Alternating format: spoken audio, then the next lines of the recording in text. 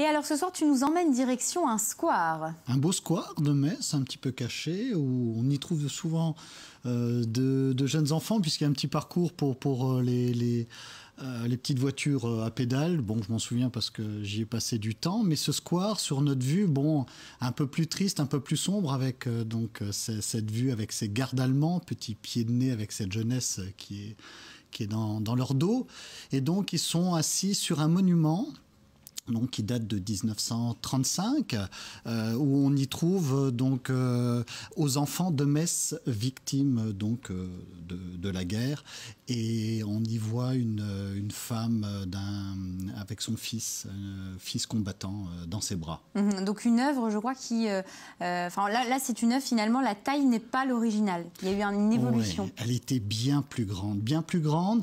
Les Allemands se sont appropriés notre statue pour leurs soldats, mais à l'origine il y avait trois parties. De côté il y avait nos poilus, donc vainqueurs de la guerre 14-18. Il y avait au-dessus les victimes de guerre. C'était trois grands hauts reliefs qui étaient absolument magnifiques, et les Allemands ont simplement détruit les parties qui les dérangeaient pour s'approprier donc ce monument. À l'arrière, on y voit là la porte serpenoise. Alors il faut savoir qu'à l'origine, bon, la porte de période romaine était un peu plus haute, la porte scarponaise. Mais celle-ci va être détruite en 1561.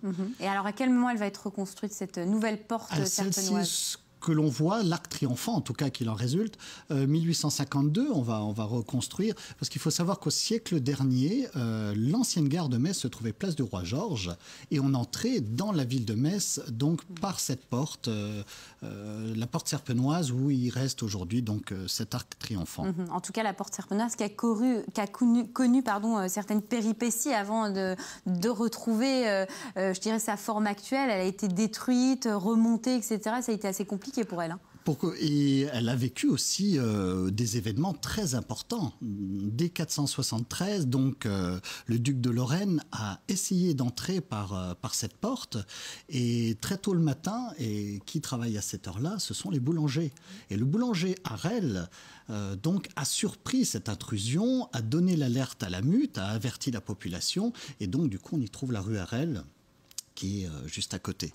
On a en 1552, donc la ville de Metz est assiégée par Charles Quint, et le duc de Guise va essayer de pénétrer par cette porte, donc en vain.